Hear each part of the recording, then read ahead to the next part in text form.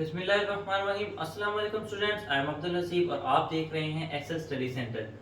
Student, आज की जो वीडियो है ये खास तौर पे एमडी के स्टूडेंट्स के लिए, इसके अलावा एफएससी चाहे आप बोर्ड के एग्जाम में एमसीक्यू सॉल्व कर रहे हैं या किसी भी जगह पर बैठ के एमसीक्यू सॉल्व कर रहे हैं, तो ये ट्रिक्स जो हैं जो मैं अभी आपको एमसीक्यू सॉल्व करने के लिए बता रहा हूँ, ये बहुत ही ज़्यादा आपके लिए हेल्पफुल साबित होंगी। खास तौर में उस एमसीक्यूज के लिए जिनमें आप किसी दो या तीन ऑप्शंस के अंदर कंफ्यूज हैं।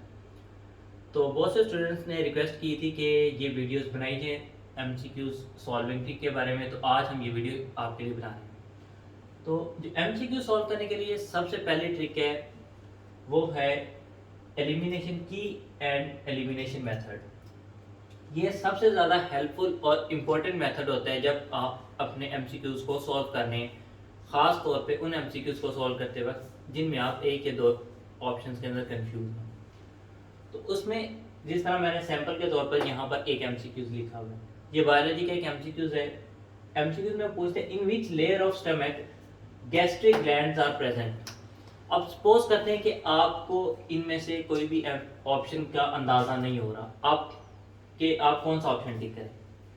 तो इसकी सबसे पहली टेक्निक है आप एलिमिनेट करें ऑप्शंस को, यानी कि इन चार ऑप्शन में से जो आपको लगता है कि ये ऑप्शन तो बिल्कुल भी नहीं हो सकता इसका आंसर, उनको एलिमिनेट करते हैं। उसका फायदा ये होगा कि जितने ऑप्शन आप एलिमिनेट करेंगे और आपका आंसर ठीक होने के चांसेस उतने परसेंट बढ़ते जाएंगे। सपोज अगर आप एलिमिनेशन टेक्निक नहीं अपनाते तो आप इन चार ऑप्शन में से किसी एक को ब्लाइंडली तुक्का मारेंगे, ब्लाइंडली कोई भी एक ऑप्शन सेलेक्ट कर लेंगे, यानी कि आपके एमसीक्यू सॉल्व करने के चांस 0%।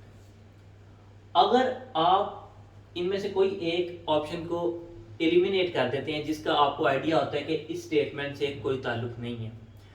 फॉर एग्जांपल यहाँ पर हमने स्टेटमेंट पढ़ी in which layer of stomach gastric glands are present. अब जो ग्लैंड है, जब हमें पता है, जिस तरह हम ऑप्शन को पढ़ते हैं, A mucosa, option number B sub mucosa, C muscularis and D serosa. अब आप जब ये एमसीक्यूज पढ़ेंगे तो आपको अंदाजा होगा कि ऑप्शन सी यानी कि मस्कुलरिस, जो हमारी मसल लेयर है स्टमक की, यानी कि मसल्स की लेयर है, उसमें तो ग्लैंड्स प्रेजेंट होते ही नहीं है। तो आप इस ऑप्शन को एलिमिनेट कर देंगे, इनके क्रॉस कर देंगे।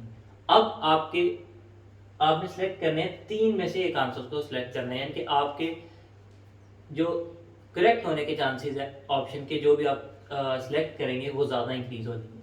फिर आप दोबारा पढ़ें तो आप देखते हैं कि जो ये वाली लेयर है सेरोजा, इसका फंक्शन तो है फ्लूइड को रिलीज करना, लुब्रिकेटिंग फ्लूइड को रिलीज करना।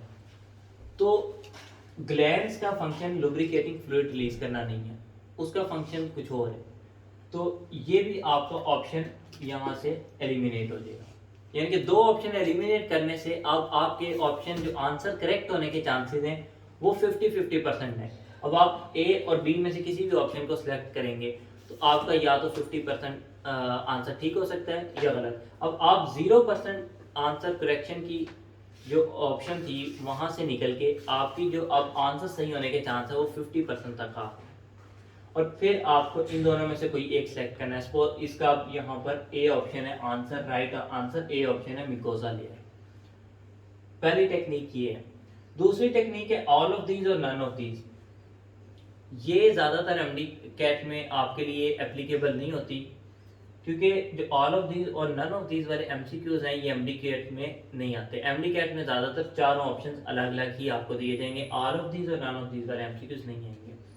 इसमें ये होगा कि सपोज आपने ए बी और सी और डी पे आपका ऑल ऑफ दीज लिखा है, कोई एक एमसीक्यूज आपको दिया है, तो आप ये अंदाजा लगा लें, यानी कि सपोज तीन ऑप्शन हैं, आपको तीन में से कोई दो का पता है, हाँ ये तो इससे रिलेटेड है, यानी कि स्टेटमेंट से रिलेटेड आपको पता है ए भी स्टेटमेंट के लिहाज से करेक्ट है, बी ऑप्शन भी स्टेटमेंट के लिहाज से करेक्ट आंसर है, और सी का आपको बिल्कुल भी आइडिया नहीं है कि सी ऑप्शन स्टेटमेंट के लिहाज से करेक्ट है कि नहीं है।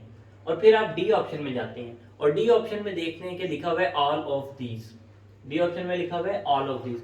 तो आप फिर डी ऑप्शन को टिक कर दें कि यानी कि आपने वहां से परसेप्ट किया ए करेक्ट है बी करेक्ट है, बोथ ए एंड बी का ऑप्शन नहीं है, ऑल ऑफ दीज का ऑप्शन है। इसका मतलब ये होगा कि आपका सी ऑप्शन भी करेक्ट है, तो आप ऑल ऑफ दीज को टिक कर लें। और इसके अलावा जो लास्ट ट्रिक है जो कि एक ये भी काफ़ी ज़्यादा इंपॉर्टेंट रोल प्ले करती है एमडी कैट। एमडी कैट के लिए आपके पास मेन ये की एलिमिनेशन मेथड और साथ में की एंड एलिमिनेशन मेथड और दूसरा है follow clues given in the statement.